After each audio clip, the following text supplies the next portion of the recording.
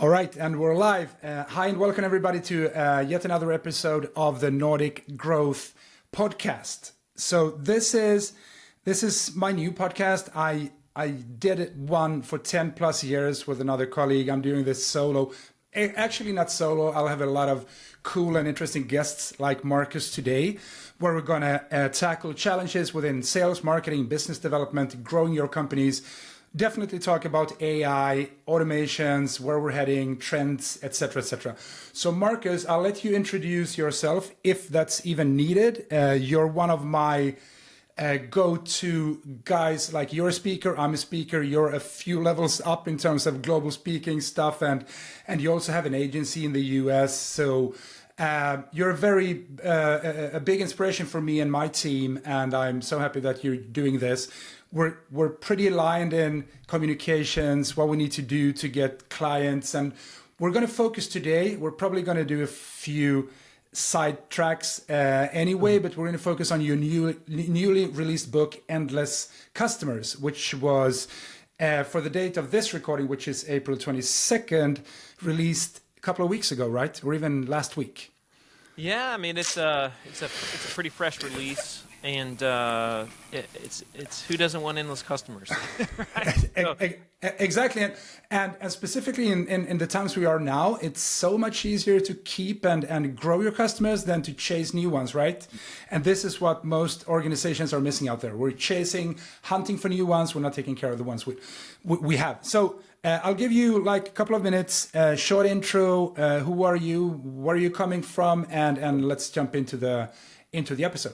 Yeah, so my quick story is I started with two friends a swimming pool company here in the U.S. in 2001 called River Pools.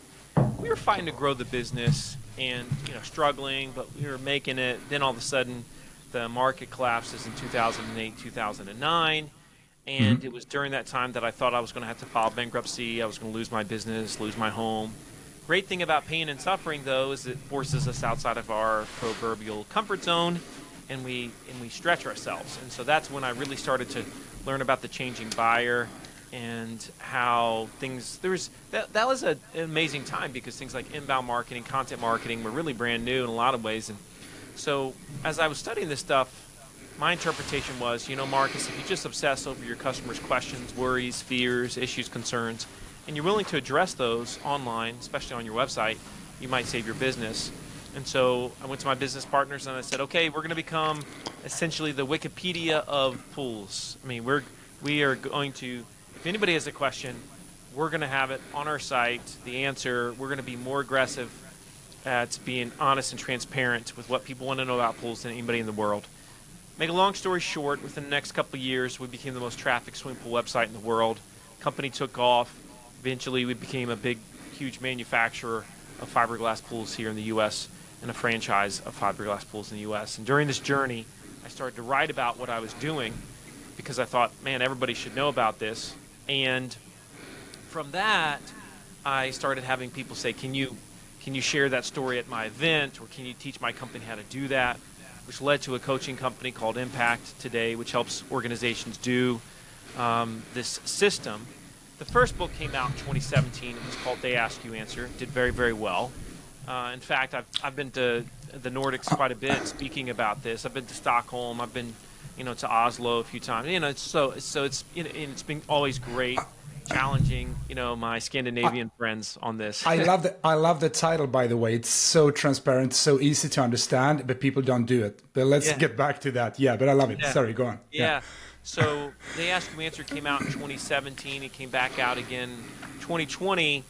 But because of AI and because of everything that's changing in the world, I knew I needed to do a third version, and I wanted a new name this time. And of course, now it's called Endless Customers. And so that's the story. But anything that I say on this pod today, it's really just based on what is now talking to hundreds of thousands of audience members and businesses around the world. Lots of different case studies. I've got my finger on the pulse of what's happening in the world pretty well. And I don't like to make predictions unless I feel pretty confident they're going to happen. And I have a feeling we'll make a few predictions today because the world's changing really, really fast. Yeah, Exactly. So what made you write Endless Customers? You mentioned that the world is changing, things are changing. Like, what made you publish another book? Like, I guess the ask you answer is super, and this is something I'm struggling with. It's a good thing because I have a company, I have a consultancy firm. I'm discussing the same things today. And when we met the first time, I think it was 2015. On stage at Inbound 10 years ago. Time flies. I don't even want to think about it, like 2050 next year. But hey, you get mature and you learn a lot of things. Same challenges today. That's my experience. Same discussions. What made you basically not push they ask you answer even more, but then turn it all around and go for Endless Customers? Were there any specific, I'm guessing maybe AI, but any other things that changed your perspective and made you publish another one? Well, there's a couple things going on here, and you'll appreciate the first one as a marketer. So I knew that I needed a third edition of They Ask You Answer. But They Ask You Answer, although it was a great book, and it sold a lot of copies. I mean, it did over 100,000 copies. I think it could have done closer to, 1 million copies. And the reason why I didn't is because, and this is something that's a little bit specific to titling, but I think anybody that appreciates good marketing and branding should appreciate what I'm about to tell you. What I learned from a friend called Rory Vaden, R-O-R-Y Vaden. Roy talks about book titling, and he teaches on this. And he says that every book should pass the I want or the I wish test. And ideally, before the title, you could say I want or I wish. So for example, I wish I could have Atomic Habits. I want to win friends and influence people. I wish I could have a 4-hour work week. You see, so that is like the perfect title. Now, bestsellers don't always follow this, but many of them do. The issue with They Ask You Answer, and the issue with a lot of books, is people will call the book the system or the how, and not call it the payoff or the what. And so They Ask You Answer, nobody walks by They Ask You Answer on a bookshelf and says, I want that. Unless they know what it is. Exactly. Yeah. Then it doesn't make sense. And so if somebody sees me speak on it, they're like, oh, that makes so much sense. I love that. But if somebody's never heard me speak, so the book sold a ton with referrals. It sold a lot for me speaking, but it didn't sell from blind users that were just passing by. And so Endless Customers is They Ask You Answer 3.0, but it passes the I want, I wish test. Because now anybody would say, I really wish I could have Endless Customers. You picking up what I'm putting down there? So it's actually a pretty interesting phenomenon. Once you see it, now you'll see it everywhere. Yeah, exactly. No, that's pretty cool. That's pretty cool. I haven't thought about it that way. That's really interesting. Is it? Let's go for the trust gap. Like the trust gap in 2025, which I call it. I think you mentioned that as well. Like, what is the? Let's do a simple thing for you and I, and a lot of people who's been following you and thinking about Inbound and meeting the customer where they are and answering their questions. Like, is it still? You've mentioned it's a trust problem. Sales is not a sales problem; it's a trust problem. Like, you go to a website, you find some information, you talk to a sales rep, you talk to marketing people, the leadership. Misalignment, not the same communication. Like, could you give us a few nuggets on the trust gap as it is connected to sales? What is the real problem here? Like, what is the, if we go a bit deep? Trust in general, this is very, very fundamental. If I came to anybody that's listening to this right now, regardless of your business, and if I said, is trust going to be fundamental to your business in 10 years? What would you say? You'd say yes. If I said 20 years, you'd say yes. And the reason why you know that is because trust is a principle. Trust is never going to die.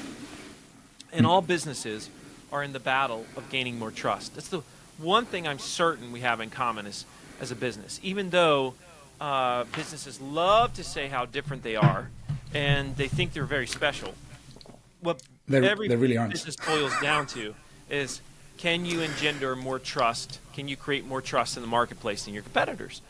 And so we start right there, all right? And everything that you read about in Endless Customers essentially teaches how to become a more known and trusted brand. Because if trust is your core target, it's like if it's your guiding light, well, then it doesn't matter what happens with platforms.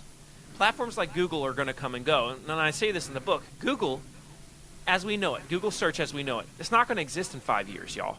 It's going to be a very, very different world. Many of you that are listening to this, if you're not already doing it, are going to be doing the majority of your searches with an AI-specific platform. Over 50% of all Google searches right now end up in a zero-click situation. In other words, nobody gets a click because they get an immediate answer. So the whole world is changing in terms of what we knew for 20-plus years. For 20-plus years, we had to be recommended by two entities, Oliver. We had to be recommended by Google, and we had to be recommended by humans. In other words, our customers. And if we got recommended by both of those, we were successful. Today, you've got to be recommended by humans, you've got to be recommended by Google, and you've got to be recommended by AI. In the future, the primary, though, is going to be by AI. Now, are you saying that SEO is basically dead then? Or is it another take on it? SEO, as we know it, is dying, specific to Google itself. Think about it for a second. 5 years ago, if you were ranked number one for a keyword phrase in Google, you're getting the click roughly 80% of the time. Today, generally that number is less than 20%. Why? Because first thing you're going to see, AI summary. Second thing you're going to see, bunch of sponsored links that look like real links, by the way, because Google is nefarious like that. Third thing you're going to see, related questions. Fourth thing you're going to see, some stupid Reddit posts. Fifth thing you're going to see, finally, you might have organic search results. So now you're below 20% if you're ranked number one. See, ranked number one just doesn't mean much today. You know what's interesting is always we've seen in the history of the world, leaders of the previous generation are slowest to adopt the next generation because they're protecting a previous business model. So it's funny to me, if you look at the original behemoth was Yahoo. And Yahoo was taken over by Google. A lot of people don't realize the biggest reason for that was Yahoo has had the same design on their homepage for 20 years, and it cost them billions and billions of dollars. It's too busy. Google came out and they said, we're just going to give them a rectangle, one little box that they can search stuff for. No distractions, no dumb news, no weather, no what's happening in the world, none of that dumb stuff that you see on Yahoo. And there's a reason why nobody uses Yahoo. So Google said, we're going to simplify, we're going to give buyers what they want, a seamless search experience, because what buyers want is they want to find their answer, they want to find it quickly. Well, now all of a sudden, now Google is at the top of the mountain, yet they are making the very same mistake that Yahoo made those years ago, and that is not giving buyers exactly what they want. There's a reason why the majority of companies right now that I'm talking to are saying we're spending more on Google ads than we've ever spent, and we're getting less results than we've ever gotten. Yep. Why is that? Because it's SEO is much harder, and paid ads there's more people trying to find or get business with them, and there's less people actually clicking on them. It's a perfect storm of problems. And so all this means that you're going to see this big shift towards folks like you and I using ChatGPT as our primary means of search. You know, when ChatGPT came out in November of 2022, most people were using it as a creation tool. Like we were making, maybe a poem with it or an article with it or something cheesy. Now, we're starting to see it becoming a major recommendation tool. And in the future, you're going to be using AI, ChatGPT, as a recommendation tool all the time. And if you, as a business, do not show up, if you're not recommended by AI, you're going to be in big trouble, and it's harder to rank for recommendations in AI than it was in Google, and you're not going to just be able to throw a bunch of money at it and try to fix it with ads. This is the perfect storm that's coming, Oliver, and people are sleeping on it. 100%. And also, I think it was recently, maybe a couple of weeks ago, that OpenAI went out publicly and said, we're building a search engine. This is going to be a search engine. Like it is already, but officially it's going to be... with ChatGPT right now, if you do a local search, you see a map. You see local businesses pop up. So they're taking, I mean, they're literally taking it over. But what do you not see? Sponsored links. Yeah. And that's the difference. You see, Google is protecting billions in ad revenue, and OpenAI is saying, we're going to give buyers what they want. And what they want is a more seamless experience without seeing a bunch of ads. We've always been like that. Now, am I saying Google won't exist in 5 to 10 years? No, but I'm not saying that, but their business model will look very, very different than it does today. And most of us won't be using Google search as we've traditionally done. All this means this, going back to trust. We have to, as an organization, create what I call in the book trust signals. Trust signals comes in the form of content that you produce and others produce about you, your brand, your company, that says to AI, hey, you know, this company's worth recommending.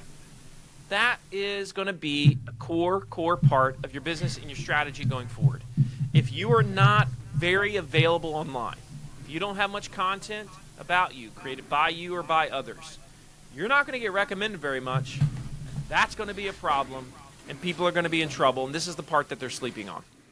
Okay, so let's connect to the trust part and AI, because this is still something people are like, it's hallucinating from time to time. I know every single day things are changing and it's getting so. Look at like image creation. Like, it used to be the fingers looking all messed up. Now they're totally fine because people know how to prompt the tools. But what's your take on trust versus AI? Because, and the follow-up question is, where do we humans have a place when AI scales and becomes like this big monster, which is a positive thing if you ask me. Like, how does trust and AI work in tandem together? Well, this is a very loaded conversation, right? About it. Is. We could easily spend an hour just talking about the implications of AI. I would say that right now, do you remember the movie Matrix? The Matrix. Definitely. Yeah. That, for people our age, that movie made us tilt our head and say, "Whoa!" Like, what a mind bender, right? Yep. I think for the first time in my life, I feel a bit like Neo. I'm walking down the street and I'm looking around and I'm thinking, most of these people have no idea what's happening around them right now. Just like Neo at the time. And by the way, I'm not smarter than anybody else. It's just my world, right? So this is why I'm thinking about it. So what's happening right now is the entire world is changing, and work as we know it is changing. Certainly how we let's say learn about companies and brands and how we buy, it's all changing. All because of AI. Many people don't realize it. Now, I have to say this about AI, because there's a lot of listeners that are going to immediately think, I'm going to roll my eyes, I hate AI, I'm scared of AI, yada yada. Okay, first off, one thing I learned in business a long time ago is we should never allow our personal opinions to screw up smart business decisions.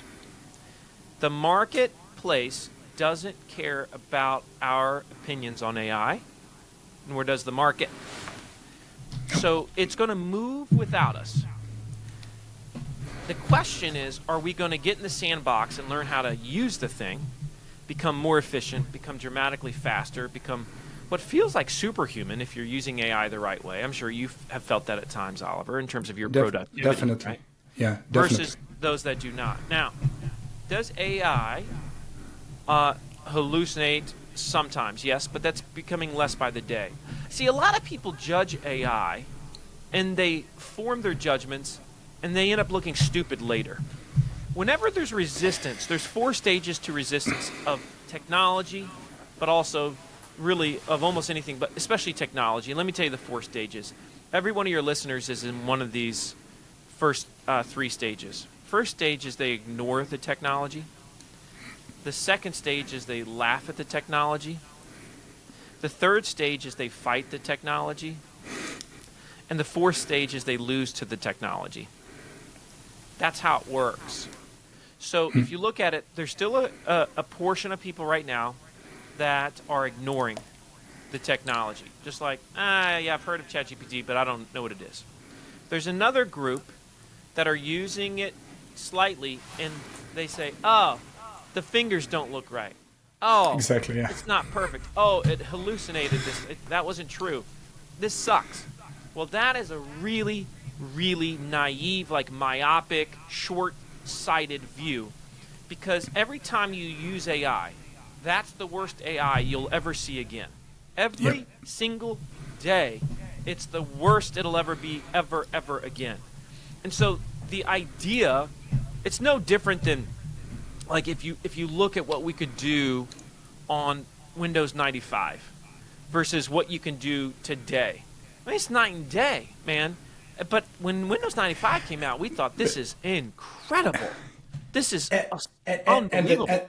And the difference now is the exponential, like the way things, it's like, give me 15 minutes, I'll talk to you again, and stuff is happening. Like, it's so crazy. People who jump into ChatGPT once per every second month, they're going to be like, what happened? Yeah. This is another monster, another tool. Something. Here's what's like, interesting as businesses.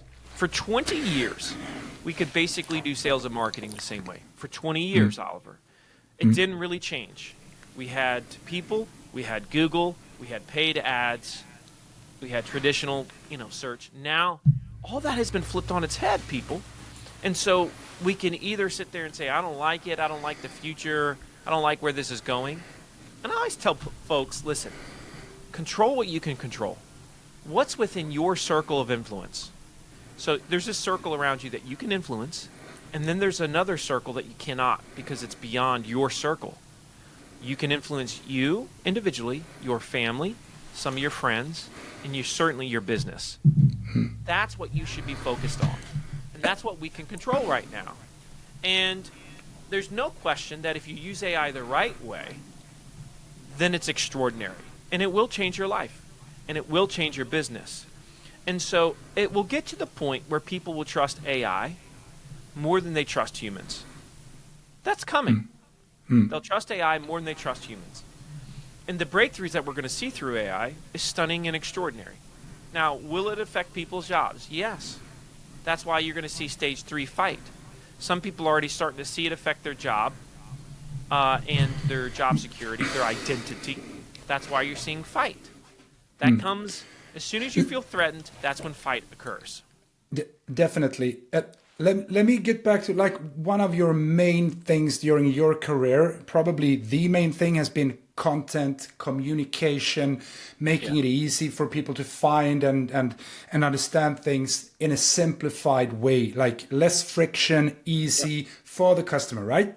Yep. How is like ChatGPT? I've spoken to a lot of copywriters. A few of them have actually changed careers because they gave up. I've spoken to others who are saying basically my understanding and my thinking about this is the same. AI is going to be, everybody's going to have at least one employee.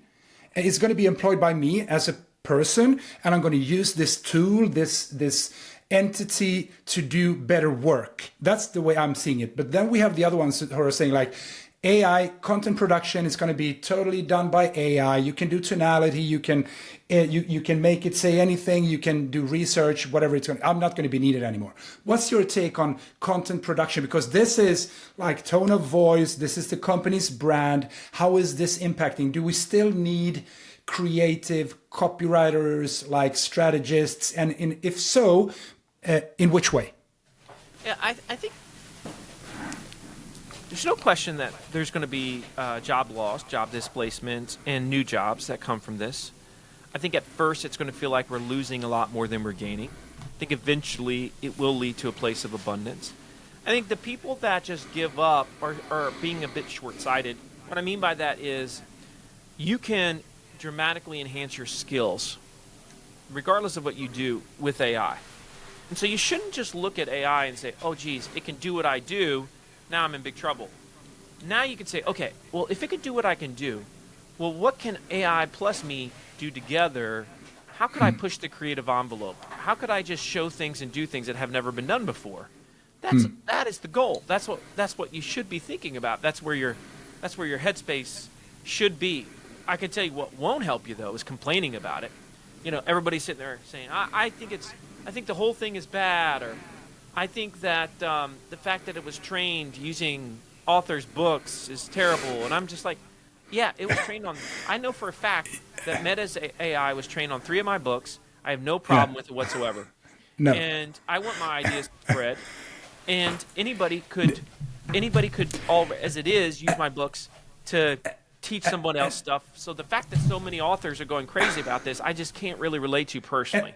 No, and like the fighting, and it used to be, how can people write with bad grammar on LinkedIn? They can't express themselves. Now it's like, I can see you have the long dashes between the words. This is AI generated. This is so bad. Like, people are always in the third phase of like fighting, complaining, and trying to find reasons to not jump on the wagon and to join the train into the future. And I'm getting a bit frustrated because it's like, is it a bad thing to do research, to use the tools and then express yourself? I mean, everything has an origin. Like, copy pasting stuff has been done for all ages. It's just another technology.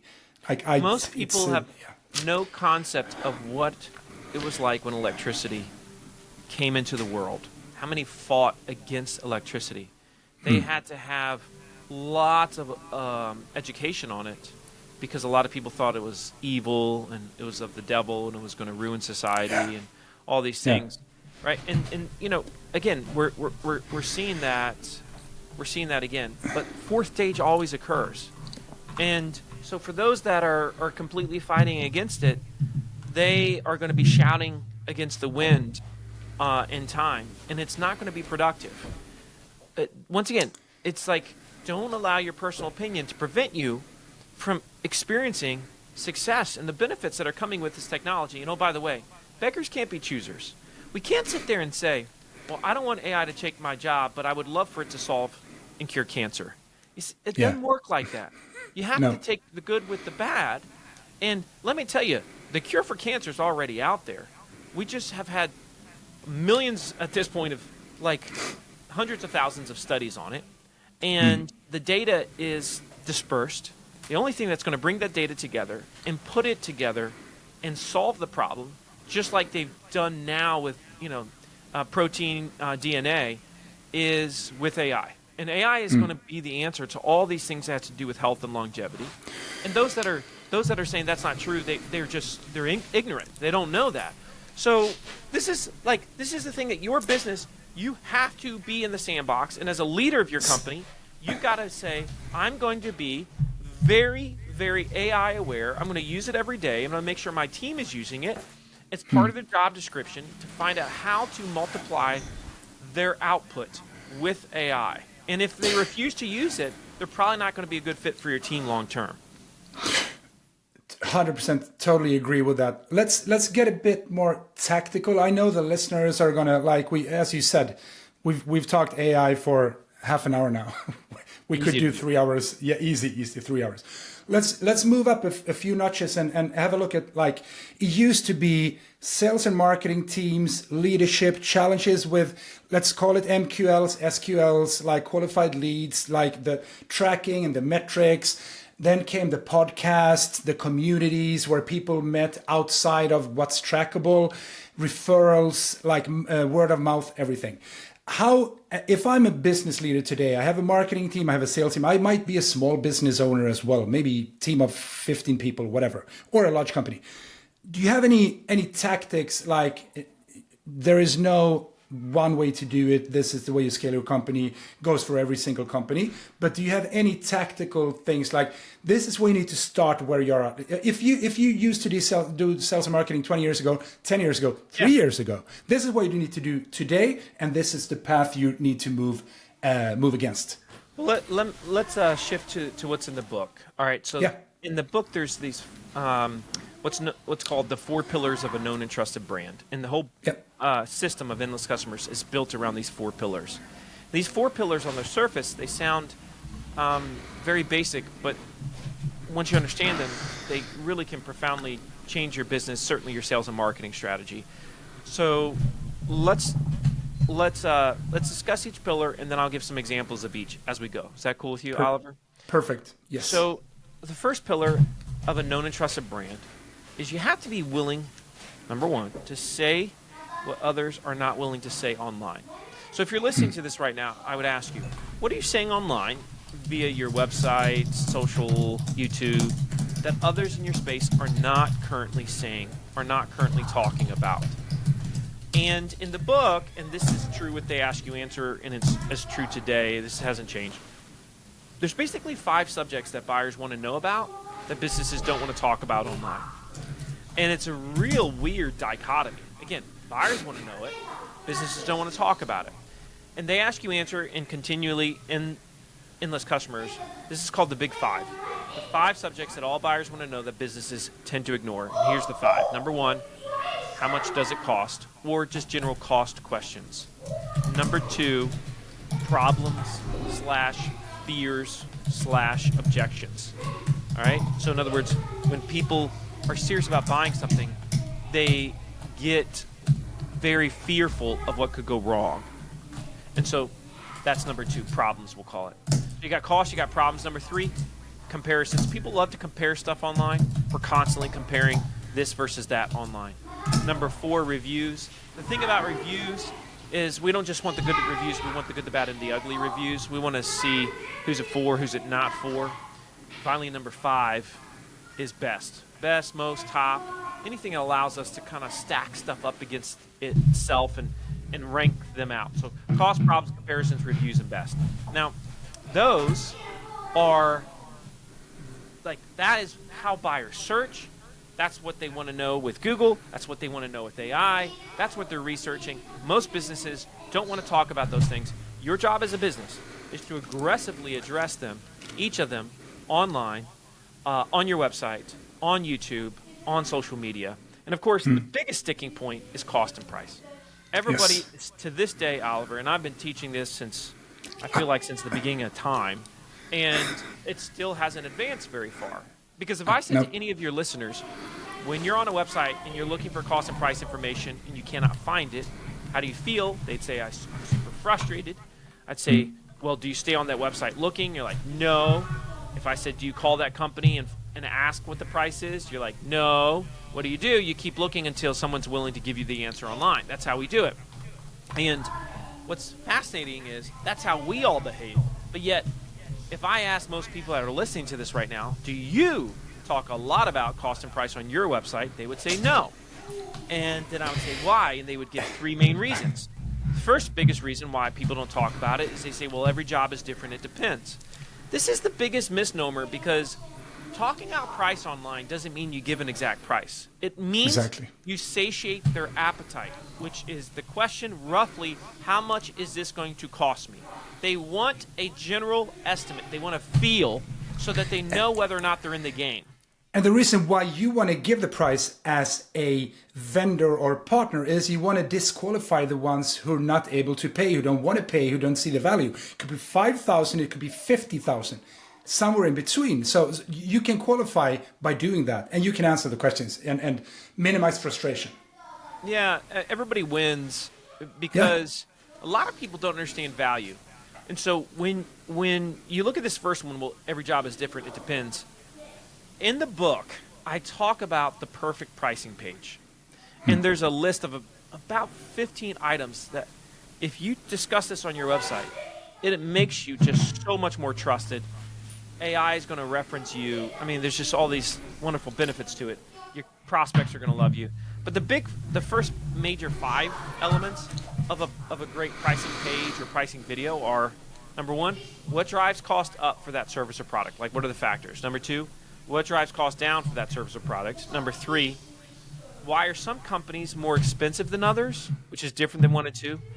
Number 4, why are some companies so cheap? And then finally, number 5, roughly where does your company fall? Like range-wise, where does your company fall?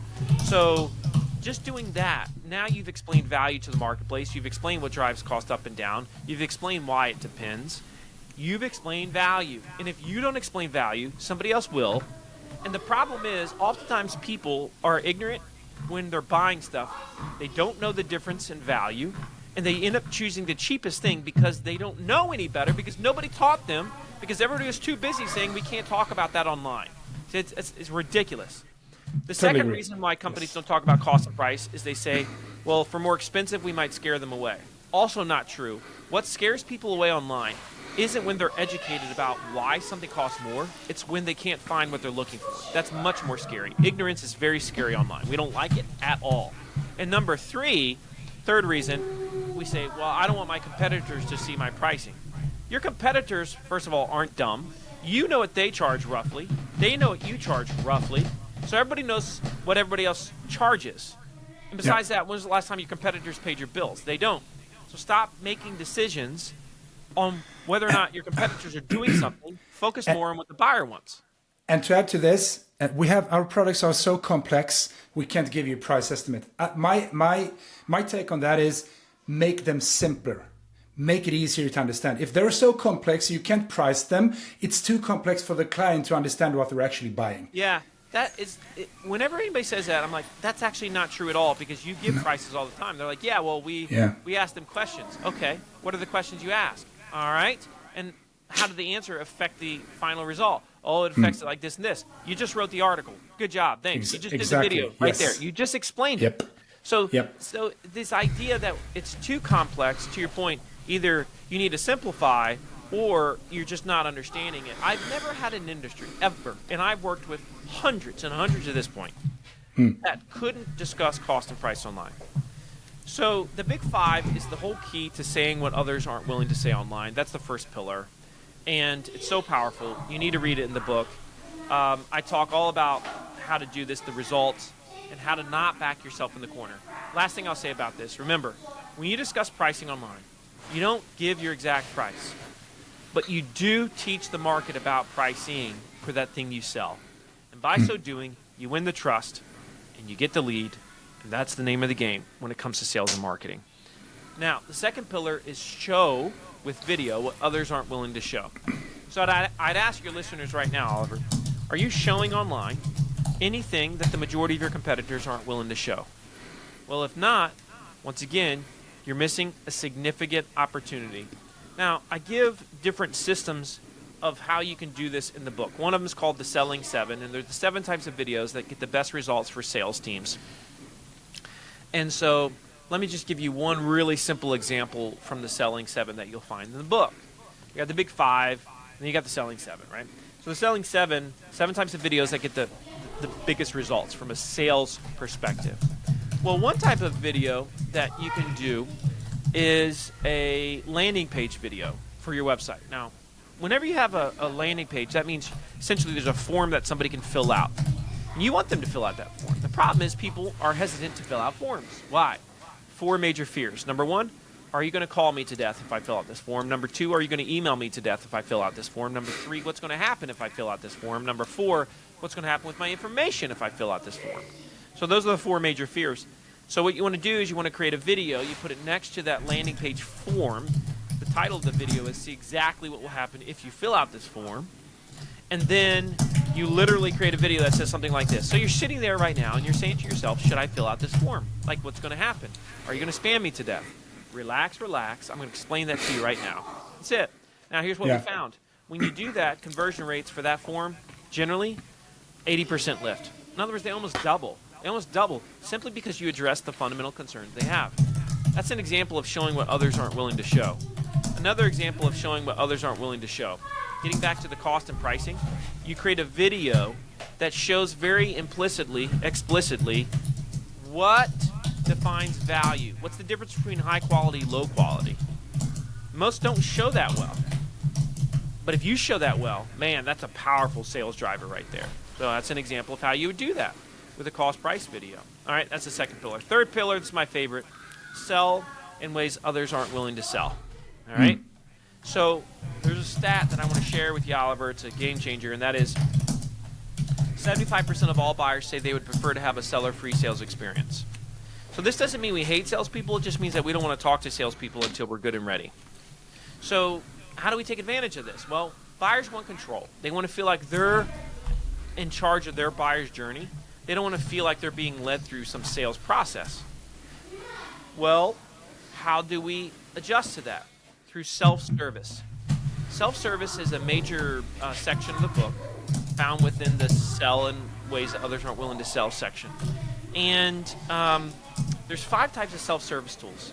Now, a self-service tool allows you to take some type of it's an interactive tool, generally on your website, that allows you to get answers that previously you would have had to have gotten through a human.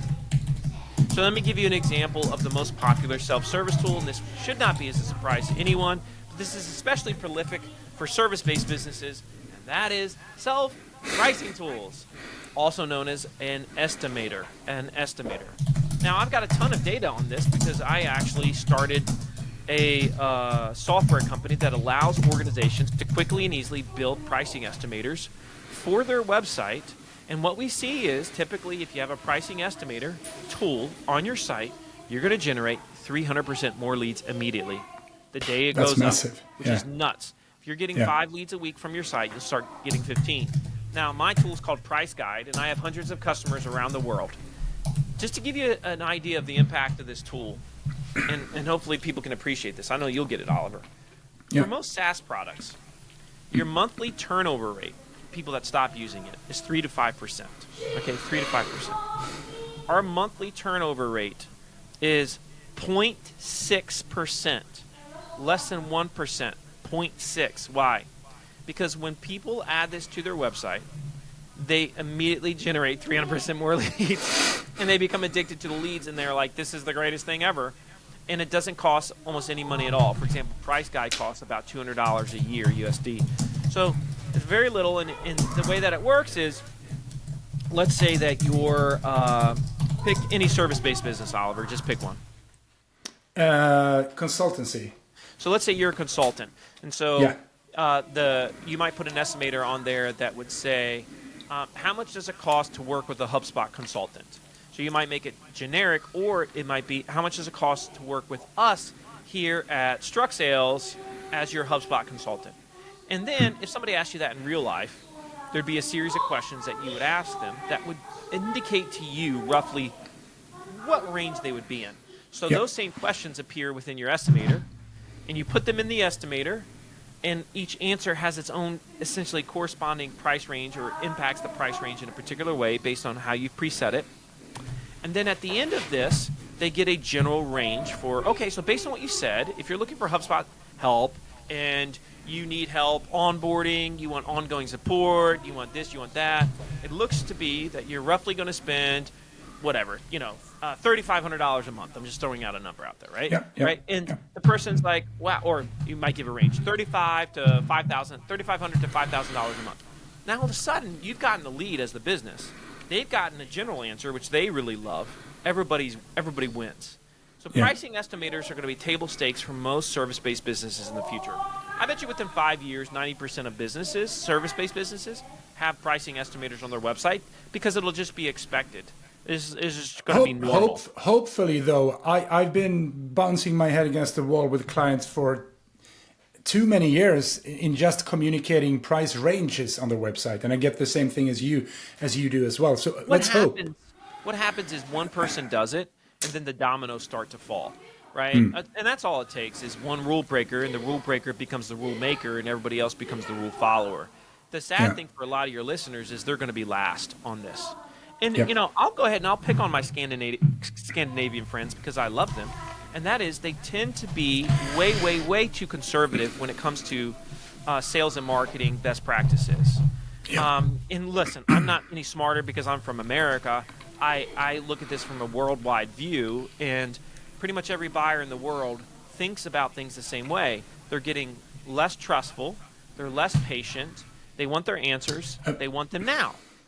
A way to think about it is like it used to be B2C and B2B. It's basically the same thing today. It's a different trust issue, but it's like, no, it isn't. It isn't any difference because if you go out as a B2C customer and buy things, you want to find out the price. You want to get your questions answered. It's going to be the same thing. Like it's actually the same thing. People don't agree, but if you start thinking about it like that, it's B2C, it's B2B, it's the same thing. Then things are starting to make sense. Well, that's exactly right.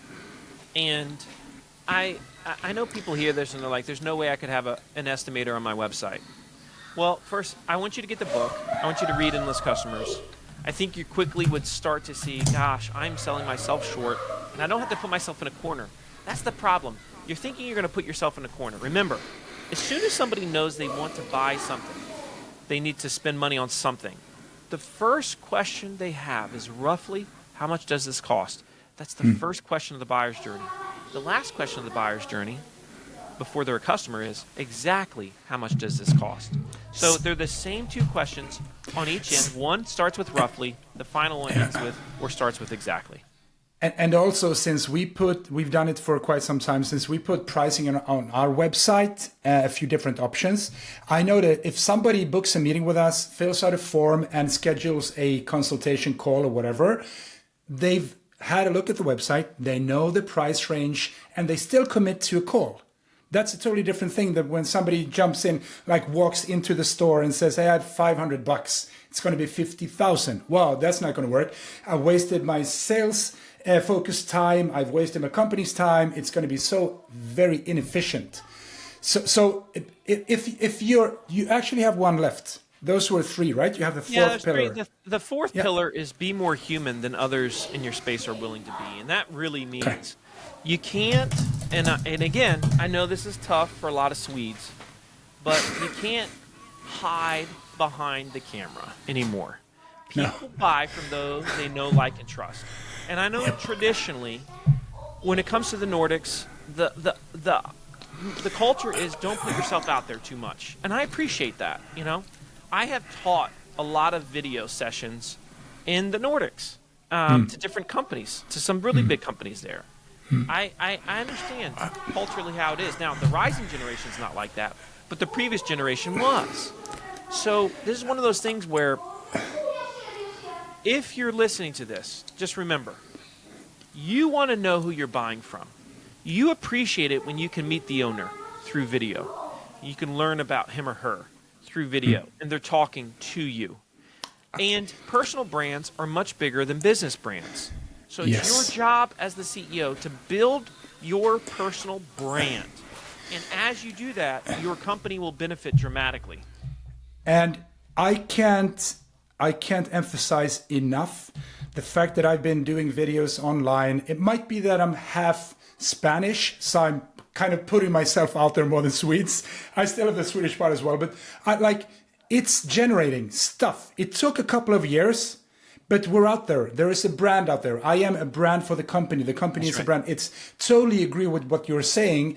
Most of the deals we close are inbound referrals. They looked at a video, listened to a podcast like this one, and people, they connect to you in a different way. Sometimes you can definitely relate to that. You go visit a client, they know you, you don't know anything about them. They know everything about you. They've been following your videos, your YouTube channels, read your books. They know everything about you. And it's pretty scary sometimes, but it's a good place to be because then you don't need to sell. You don't need to say anything. They know everything about you. It's already set. The table is set. Yeah. The goal for every client, every customer that walks in your doors or calls you, is that you hear them say, I feel like I already know you. That's the goal. Exactly. Yes. That's what we're all trying to achieve. And if you can do that, boy, the sales process is so utterly different. And that's what's possible for all of us. Bottom line, when it comes to endless customers, it's about the willingness to be different and to disrupt and to not follow the rules you've always been given. And the great thing is it's a system, so it lays it out there for you. And it's just a matter of, all right, well, here's the map. Are you willing to follow exactly what it told you to do? But if you do it, you will become, here's the payoff, you will become the most known and trusted brand in your market. AI will recommend you. You're going to be built to last. Yeah, totally. To finalize, we have a hard stop. So because marketing, sales, business owners trying to get this together. For me, if you ask me, marketing and sales is basically the same thing. We have different skill sets and we do different things, but it's the same thing. So if I talk to business leaders about marketing, still today, 2025, they're kind of, it's marketing. Let's talk about business and sales and hunting clients for clients and stuff. What kind of advice would you give, one, business leaders, and salespeople? I don't like to differentiate them, but what will you give them in terms of this is the way you're going to do your quota, make your quota in 2025, even though it's a tough year and it's going to be super hard, and the business owners? How should they think about this change, and what would be their role moving forward? What do they need to change? What are you seeing out there? Yeah, you definitely need to change your mindset, because if you're still thinking that sales is revenue and marketing is an expense, you are absolutely not understanding changing buyer. 80% of the buyer's journey occurs before they meet you. That means 80% of the journey is handled roughly by marketing, 20% roughly by sales. That's the world that we're in. One of the things that I talk about in customers is the importance of revenue teams, which is where you essentially merge sales and marketing together so that they're on the same page. They're not in different silos, and they're singing from the same sheet of music. That's where you get the magic from. You just can't stress this enough. Some of the best companies that I've ever worked with, literally they went in and they told their sales team, you're now part of your job description is now marketing. And they told the marketing team part of your job description is now sales. Hallelujah. It's as simple as that, right? If everybody just did this, it's going to be revenue teams. I talk about revenue teams as well. It's more about who you are and what skill sets you have, and how you can be part of the mix. Like totally agree 100%. We're going to break. Before we do, thank you so much. We could have done this potentially. Hopefully, we'll do it again in a couple of months or maybe a year or so. Things are happening so fast. Always appreciate to have you on the show. Where can people find you? Where can they buy the book? Any few things you want to tell the audience before Oliver, we break for today? The book is available now on Amazon. You can find it at endlesscustomers.com. The audio version comes out about 30 days from now, so probably about the time you release this, it'll be on there on Audible as well. And so if you can handle listening to my country redneck voice of mine, then I think you would enjoy that very much. And you can also connect with me if you're listening to this, if it resonated with you on LinkedIn. I'm a good follow on LinkedIn. That's where I tend to put my best stuff, so I'd love to see you there. You're also an amazing speaker. I take a lot of input from you, and you're one of the best I've ever seen. So if you want a book, and if you want to find out how much it is to work with you, it's on your website. It's down there, and it's price ranges and stuff, and it's really nicely put together. Thank you. Thank you so much, Marcus. Appreciate this. Have a great rest of the day, and thank you for joining. You too, my friend. Take care. All right. Bye-bye.